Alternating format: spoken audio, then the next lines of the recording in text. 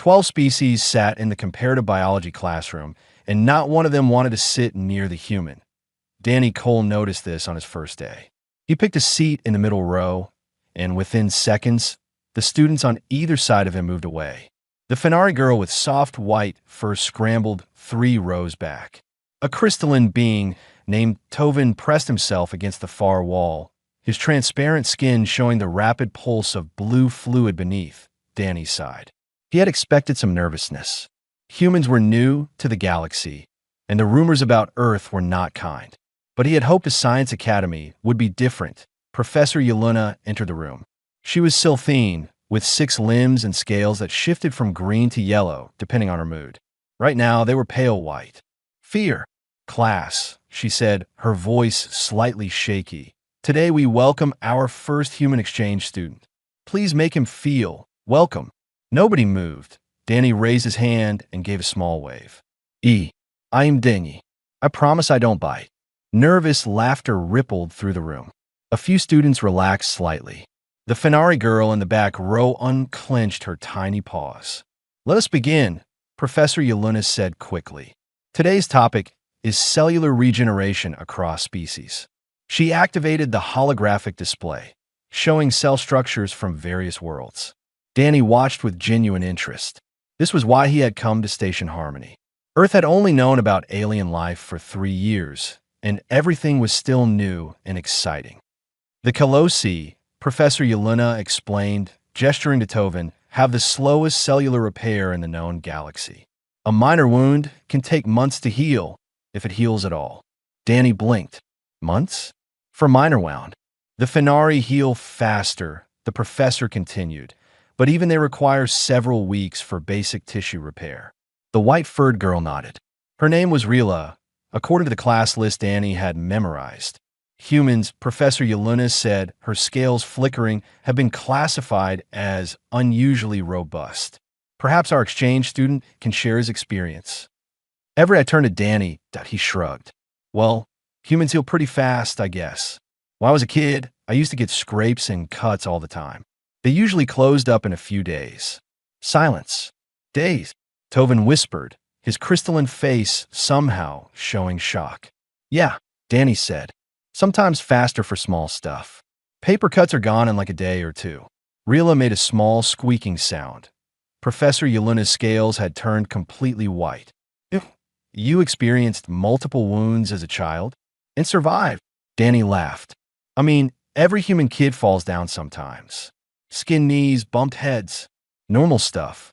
The class stared at him like he had just confessed to surviving a war.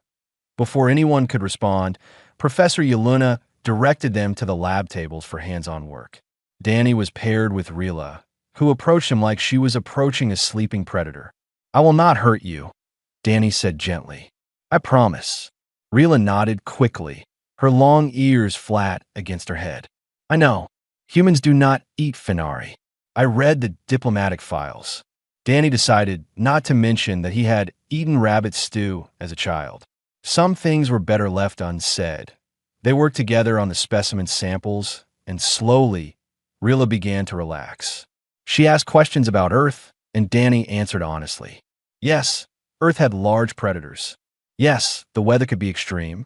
Yes, humans had survived it all. How? Rila asked quietly. Danny thought about it. We adapted, I guess. Humans are good at that.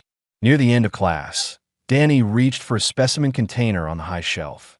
His hand slipped, and the glass shattered against the table edge. He felt the sharp sting immediately. Oops, he said, looking at his palm. A deep cut ran across the base of his thumb, and blood was already welling up. That's going to need a bandage. He looked up to ask for the first aid kit. The classroom had gone silent. Rila was frozen, her eyes wide and fixed on his hand. Tovin was backing away, the blue fluid in his body pulsing wildly. Professor Yelena had dropped her data pad. Blood dripped onto the white laboratory table. It's just a cut, Danny said. Does anyone have a... Tovin screamed. The sound was high and sharp like breaking crystal. He pointed at Danny's hand with a trembling limb. He's bleeding. Tovin shouted. The human is bleeding.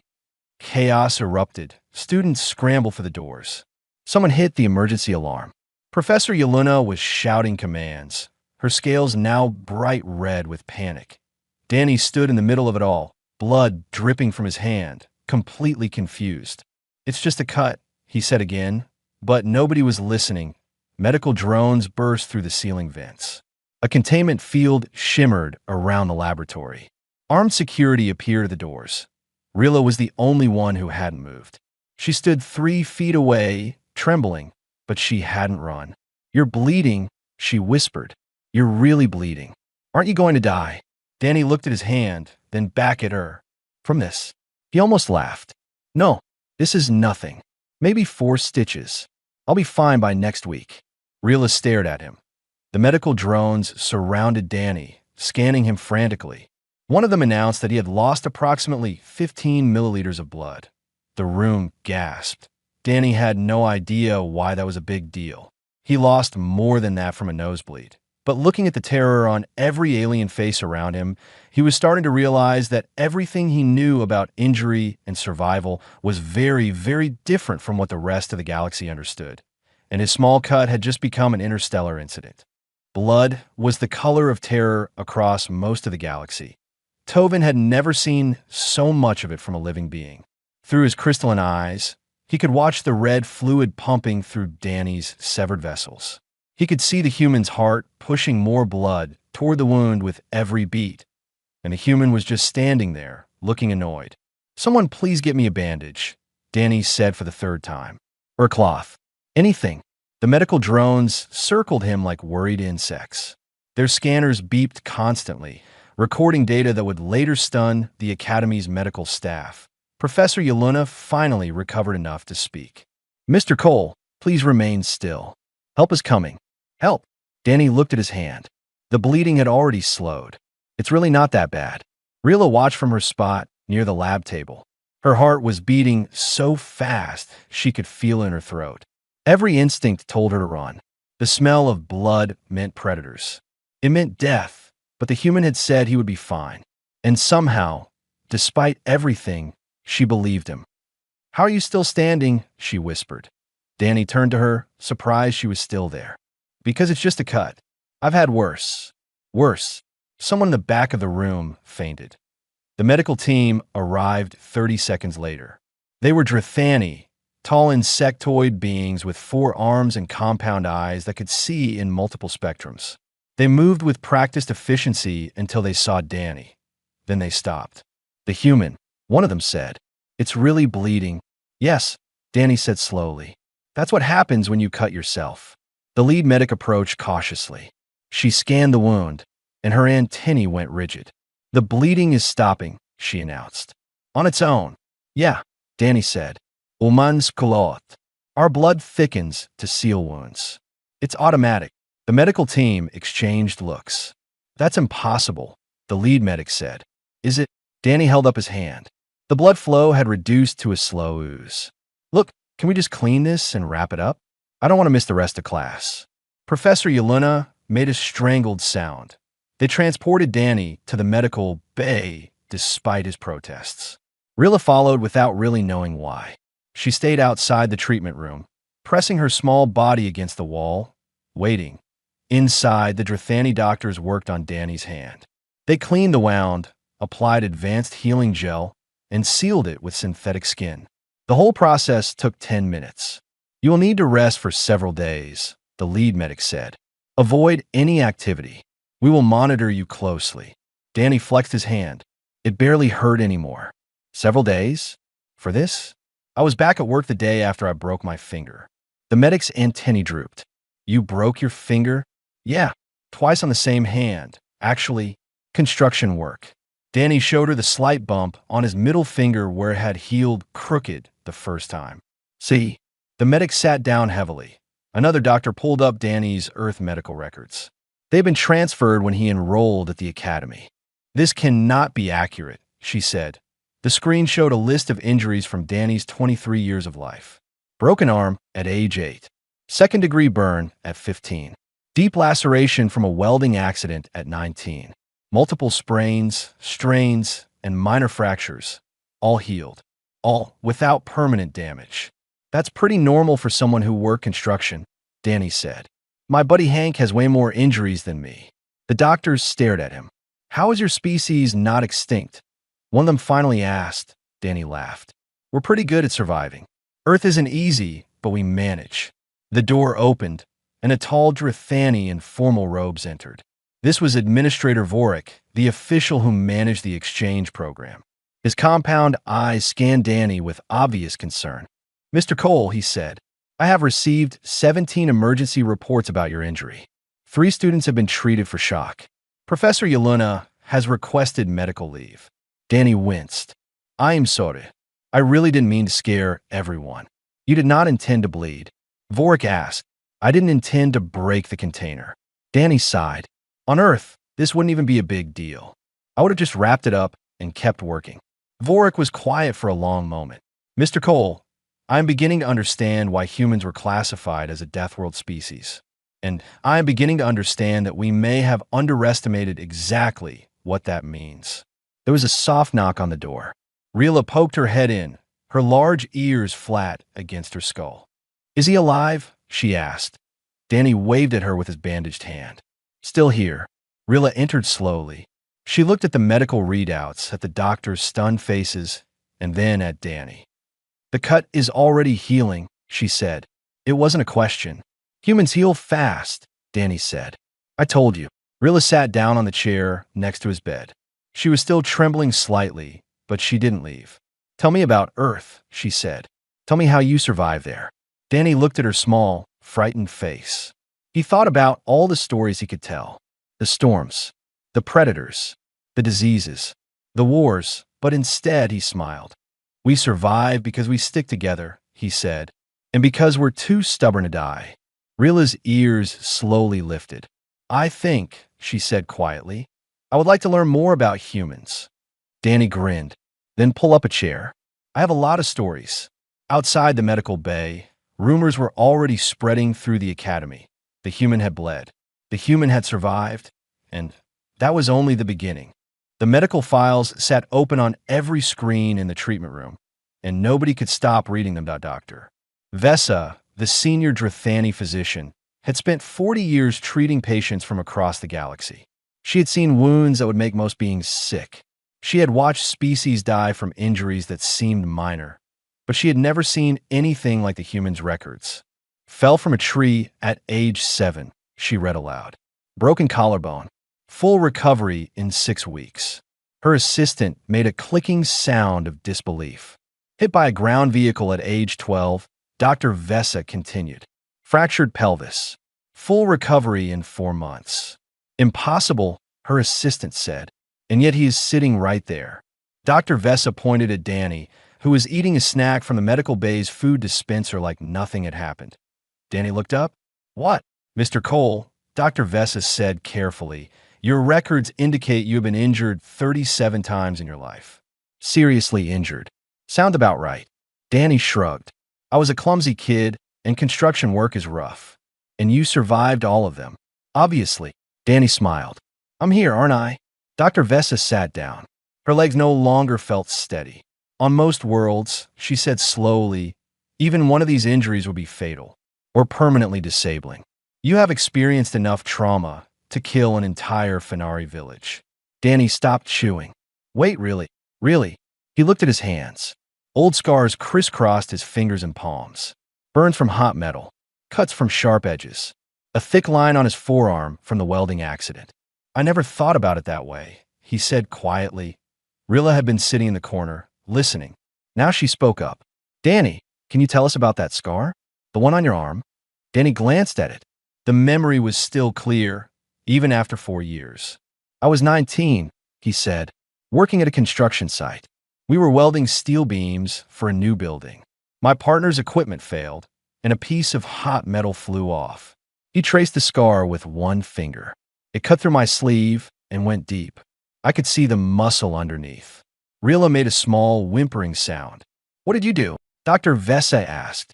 I wrapped it with my shirt and finished my shift. Danny said it like it was the most normal thing in the world. Went to the hospital after work. They stitched it up, gave me some pills for infection. I was back on the job 2 weeks later. The room was silent. 2 weeks, Dr. Vesa repeated. Yeah, I lost some strength in that hand for a while, but it came back. Danny flexed his fingers. Good as new now. The door slid open, and Administrator Vork entered. He had been reviewing the situation reports and looked more stressed than before. Mr. Cole, he said, I have spoken with the Academy Council. There is concern about your continued presence here. Danny's face fell. Am I being expelled? No, but there are fears. Students have requested transfers. Parents have sent complaints. Vork's compound eyes flickered. They believe you are dangerous. Because I cut my hand. Because you survived it so easily. Vork paused. Mr. Cole, you must understand. To most species in this galaxy, blood loss means death. What you experienced today would have killed a Kelosi. It would have crippled a Fenari. Even a Drithani would have required weeks of recovery. Danny was quiet for a moment. On Earth, he finally said, kids get hurt all the time. We fall, we scrape, we bleed. Our parents put bandages on our cuts and tell us to be more careful. It's just part of growing up. That is terrifying, Realist said. I guess it is. Danny looked at her. But it's also why we're strong. We break and we heal. Over and over. Every injury makes us tougher. Dr. Vessel leaned forward. Your species has evolved to sustain repeated trauma. Your bones regrow denser after breaks. Your skin forms scar tissue that is stronger than the original. Your blood clots faster than any species we have studied. Danny nodded slowly. I knew we healed well. I didn't know we were special. Special is one word for it. Vork's voice was dry. Terrifying is another. There was a long silence. Then Rila stood up. Her small body barely reached Danny's shoulder, but she walked over to him and placed one paw on his arm. I'm not afraid of you, she said. Danny smiled at her. But I would like to understand, she continued. How do humans live on a world where such pain is normal? How do you keep going? Danny thought about it. He thought about his family, his friends, the people who had helped him through every injury. He thought about the nurses who had stitched his wounds and the co-workers who had covered his shifts. We take care of each other, he said. When one of us falls, the others help them up. That's how we survive. Rila's ears lifted slightly. I want to learn more, she said. Will you teach me? Danny grinned. Sure, but I'm warning you, Earth stories can get pretty wild. I am ready, Rila said. She wasn't. Not even close, but she was willing to try, and that was enough. Administrator Vork cleared his throat. Perhaps, he said, it would help if you shared your knowledge with more than just Rila. The Academy is afraid of what it does not understand.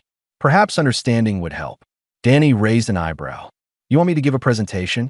I want you to help them see humans as more than monsters. Vork met his eyes. Can you do that?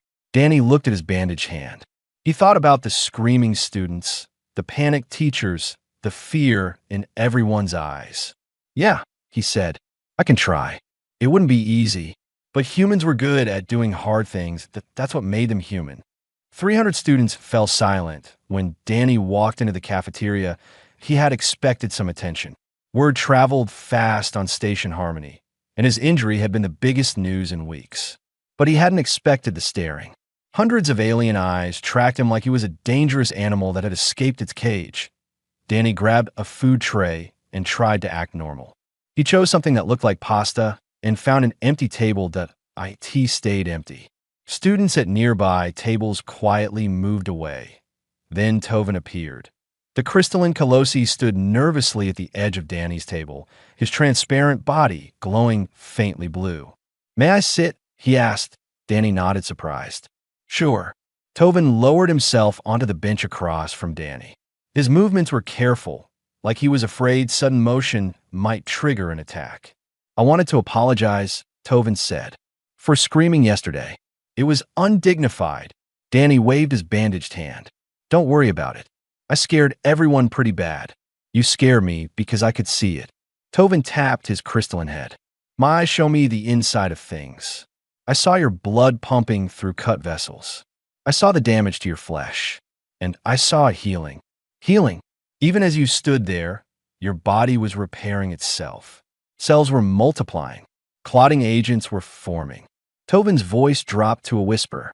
It was the most incredible thing I have ever seen. Danny hadn't known that. He looked at his palm, imagining the tiny war his body had fought without him even noticing. Humans don't usually think about it, he admitted. We just heal. You heal like nothing else in the galaxy. Tovin leaned forward. I've studied biology for 3 years. I have never encountered a species with your regenerative abilities. You're not just tough. You were designed for damage. Danny laughed. That's one way to put it. More students were watching now. A few had edged closer, curiosity overcoming fear. Is it true you were hit by a vehicle? Someone called out. Danny turned. A young Fenari, different from Rila, was staring at him with huge eyes. Yeah, when I was 12. A car ran a red light. Gasps rippled through the cafeteria. And you lived? Another voice asked. Broke some bones, spent a few months in physical therapy. But yeah, I lived. A Drithani student raised one of her forearms. What is physical therapy? It's when you exercise and stretch to make injured body parts work again. Danny demonstrated by rotating his shoulder. Helps you regain strength and movement. The students stared at him like he was describing magic. So, when humans break, the Drithani said slowly, you train your bodies to work again? Pretty much. Through pain. Well, yeah, recovery hurts. But that's how you know it's working. The cafeteria erupted in whispered conversations. Danny caught fragments of it. Impossible. Insane. How are they real? Rila appeared beside him, squeezing through the growing crowd. She climbed onto the bench and sat next to Danny, her small form pressed against his arm. They're talking about you everywhere, she said. The stories have gotten wild. How wild? Someone said you lost your arm and grew it back. Danny laughed. Humans can't do that. I know. I told them. Rila's ears twitched, but they believe it anyway. They think you're indestructible. Danny looked at the crowd around him. Some faces showed fear. Others showed awe. A few showed something that looked almost like hope. I'm not indestructible, he said loudly enough for everyone to hear. Humans, D. We get sick, we get old, we get hurt. We're not special. But you survive things that would kill us, Tovin said. Danny nodded slowly. Sometimes. Not always. What kills a human? Someone asked. Danny thought about it. Lots of things. Diseases. Accidents. Violence. He paused. But we fight. We fight to live until we can't anymore. And even then, we make sure someone else keeps going. The cafeteria was completely silent now. My grandfather was a soldier, Danny continued. He was shot 3 times in a war. He survived all of them, lived to be 90 years old. Danny smiled at the memory. He used to say that humans aren't the strongest or the fastest. We're just the most stubborn. A small laugh spread through the crowd. It was nervous, but it was real. Maybe that's what makes humans scary, Danny said. Not that we're tough, but that we don't give up. No matter how bad things get, we keep trying. Rilla looked up at him. Is that why you're not afraid of us? Danny blinked. Why would I be afraid of you? We're aliens. Different species. Most beings find that frightening. Danny shrugged. On Earth, humans have thousands of different cultures, languages, and appearances. We learned a long time ago that different doesn't mean dangerous. He looked around at the gathered students. You're all just people to me. Strange people with weird abilities and too many limbs, maybe, but still people. Tovin made a sound that might have been a laugh. I think, he said, I am beginning to understand why humans have spread so far so quickly. You do not see the galaxy as a dangerous place. You see it as a place to explore. Danny grinned. That's exactly it. The crowd was beginning to disperse. Some students waved at Danny as they left. Others nodded respectfully. The fear was still there, but it was fading. Rilla tugged at Danny's sleeve. Professor Yelena sent a message, she said. She wants you to give a presentation about human biology. To the whole academy. Danny's smile faded. The whole academy. Everyone. Rilla's eyes sparkled. I told her you would be wonderful. Danny looked at his bandaged hand, then at the faces around him. I guess I have a lot of explaining to do, he said. Rilla patted his arm. I will help you practice. Danny sighed. Thanks. I'm going to need it. But deep down, he was starting to feel something unexpected. Maybe, just maybe, he could actually make a difference here. Maybe he could show them that humans weren't monsters, they were just survivors, and there was nothing wrong with that. 2,000 beings filled the Academy's main auditorium, and every single one was looking at Danny. He stood on the stage, gripping the podium like it was the only thing keeping him upright. His bandaged hand had mostly healed, the synthetic skin now barely visible. But his nerves were worse than any wound. "You can do this," Rila whispered from her seat in the front row. Danny took a deep breath and activated the holographic display behind him. "Hello," he said, his voice cracking slightly. "I'm Denikode. I'm human, and I'm here to explain why that's not as scary as you think." Nobody laughed. The audience watched him with wide, unblinking eyes. Danny cleared his throat and continued. "3 days ago, I cut my hand in biology class. I've been told this was the most traumatic event most of you have ever witnessed." He paused. "For me, it was a Tuesday." A nervous murmur rippled through the crowd. "Humans evolved on Earth," Danny said, advancing his display to show images of his homeworld. Earth is what the galaxy calls a death world. Category 10. The images showed volcanoes, hurricanes, and predators, deserts and frozen wastelands, earthquakes and floods. "Everything on Earth is trying to kill you," Danny said. "The weather, the animals, even some of the plants. Humans survive by being harder to kill than everything else." He showed images of human evolution. Early hunters chasing prey across savannas. Tribes facing down massive predators with nothing but spears. "We developed something called persistence hunting," Danny explained. "Humans can't run fast, but we can run forever." Our ancestors would chase animals for hours, sometimes days, until the prey collapsed from exhaustion. The audience shifted uncomfortably. "We also have forward-facing eyes," Danny continued, "like predators, because we are predators." Several Fenari in the audience made small sounds of distress. "But here's the thing," Danny said, changing the image. "Being a predator doesn't make us evil. It makes us protectors." The new image showed a human doctor treating a wounded alien. It was one of the first photographs from after first contact. Humans don't just hunt. We also care for our sick. We protect our weak. We build hospitals and schools and communities. Danny's voice grew stronger. "We take the same instincts that made us hunters and use them to help others." He showed more images. Humans rescuing flood victims. Humans treating injured animals. Humans donating blood to save strangers. "This is blood donation," Danny said. "Humans voluntarily let doctors drain blood from their bodies so it can be given to people who need it." The auditorium was completely silent. "We do this because our blood can save lives. We do this because helping others is part of who we are." Tovin raised a crystalline hand. "But why would you give away part of yourselves? Does it not weaken you?" "It does," Danny admitted. "For a little while. But we recover. And the person who receives our blood might live because of it." He smiled. "That's worth a little weakness." He moved to the next part of his presentation. Medical images appeared on the screen, and Danny heard several gasps. "This is surgery," he said. "Humans allow doctors to cut them open while they're still alive. We do this to fix things inside our bodies that we can't reach otherwise." The images showed open-heart surgery, bone reconstruction, and organ transplants. "This is an organ transplant," Danny continued. "Sometimes a human's heart or liver stops working. So we take a healthy one from someone who has died and put it in the living person." A Drithani in the middle rows fainted. "I know this sounds brutal," Danny said, "but it saves lives. Millions of humans are alive today because someone else's death gave them a second chance." He paused, letting the audience absorb this information. "Humans are tough because we had to be, but we're also kind because we chose to be. We could have used our strength to dominate others. Instead, we use it to protect them." He changed the image again. This time, it showed a human firefighter carrying a child from a burning building.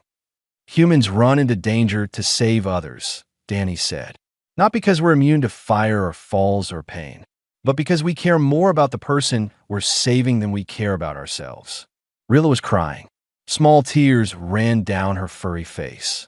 "On Earth," Danny said softly, "we have a saying, greater love has no one than this, to lay down one's life for one's friends." The auditorium was absolutely still. Humans will die to protect the people they love. We will endure any pain, any injury, any suffering if it means someone we care about survives. Danny looked directly at Rila. That's not scary. That's beautiful. He stepped away from the podium. I'm not asking you to stop being afraid of humans. Fear is natural when you meet something new, but I am asking you to give us a chance. Get to know us. Let us show you who we really are. He took a deep breath. We're not monsters.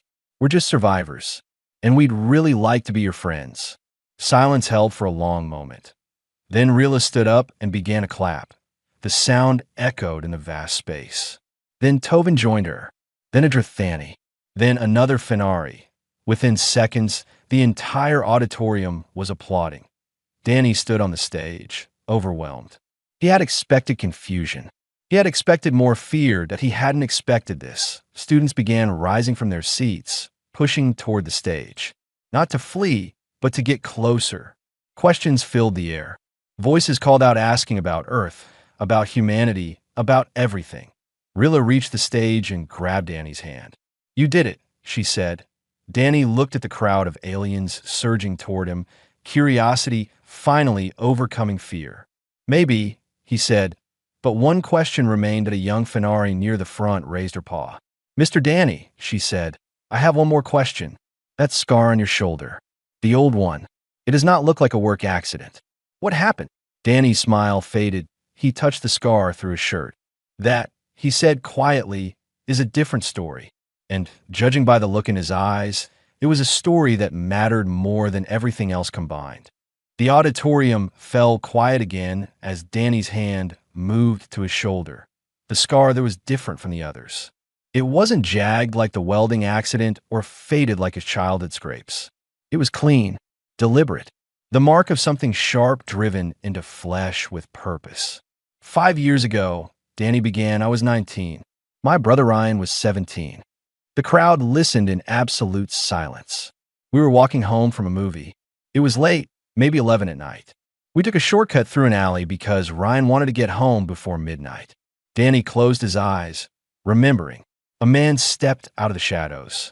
He had a knife. He wanted our money. Rila gripped the edge of the stage, her small claws digging into the surface. I gave him my wallet, Danny continued. But it wasn't enough. He was on drugs, I think. Paranoid.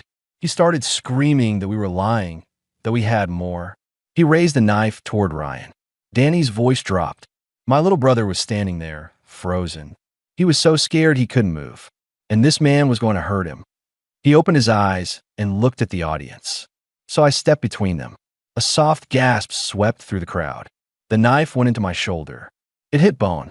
I felt it scrape against something hard inside me. And I remember thinking that was wrong. Knives shouldn't make that sound. Danny touched the scar again. But I didn't fall.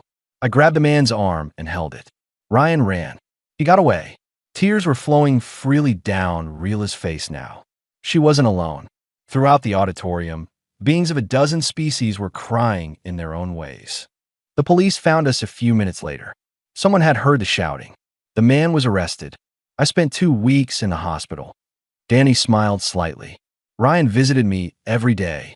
He kept apologizing, kept saying it should have been him. What did you tell him? Tovin asked quietly. Danny's smile grew. I told him that's not how it works. Older brothers protect younger brothers.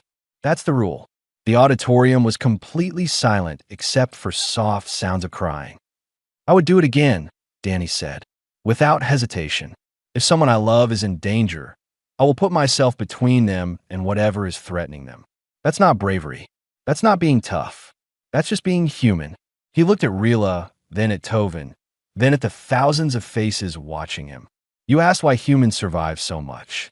Why we heal from wounds that would kill other species. Why we keep going when everything says we should stop. Danny spread his arms. This is why. Because we have people we love. Because we have things worth fighting for. Because giving up means leaving someone behind. He stepped forward to the very edge of the stage. I don't know most of you. We've never spoken. We might never speak again. But if any of you were in danger, I would help. Not because I'm strong or special, but because that's what humans do. We protect. We care. We fight for each other. Administrator Vorik stood at the back of the auditorium, his compound eyes glistening with something that might have been tears. "This is what I want you to understand about humans," Danny said. "Yes, we're from a death world. Yes, we're tough. Yes, we can survive things that would kill you. But the reason we're like this isn't because we love violence. It's because we love each other. We evolved to protect our families, our friends, our communities. Every scar I carry is proof that I would rather suffer than let someone I care about get hurt." He smiled at Rila. "And now, I care about all of you." Rila launched herself onto the stage and wrapped her small arms around Danny's waist. He hugged her back gently, careful not to squeeze too hard. "You're my friend," she said, her voice muffled against his shirt. "My first human friend. And you're mine," Danny said. "My first alien friend." Tovin climbed onto the stage, his crystalline body shimmering. "I would be honored to be your second." Danny grinned and extended his hand. Tovin took it carefully, his cool fingers wrapping around Danny's warm ones. More students began moving toward the stage. Not rushing, not pushing, just walking slowly and deliberately toward the human who had shown them that monsters could also be heroes. Administrator Vorik made his way through the crowd. When he reached the stage, he inclined his head formally. "Mr. Cole," he said, "I would like to offer you a position. Humanity needs an ambassador at this academy, someone who can help others understand your species. I believe you have proven yourself more than capable." Danny shook his head. "I appreciate it, but no thanks. I came here to learn, not to be a diplomat." Vorik's antennae twitched. "Then what will you do?" Danny looked at the crowd of aliens surrounding him. Fenari, Colossi, Drathani, and species he didn't even have names for yet. All of them looking at him with something other than fear. "I'll just be a student," he said. "But if anyone has questions about humans, my door is always open." The line that formed stretched out of the auditorium and down the corridor. Danny spent the next 6 hours answering questions. About Earth, about humanity, about scars and healing and love and loss. That by the end, his voice was hoarse and his legs were tired. But he was smiling. Rila walked beside him as he finally made his way back to his quarters. "Thank you," she said quietly. "For everything." Danny looked down at her. "For what?" "For showing us that being scared is okay, and that being different is okay, and that sometimes the scariest things in the galaxy are also the kindest." Danny ruffled the fur on her head gently. "Humans aren't scary," he said. "We're just misunderstood." Rila's ears lifted. "Not anymore." Danny smiled. The galaxy had feared humans.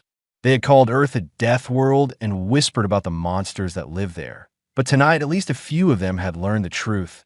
Humans were not monsters. They were family. And family protected its OWN no matter what.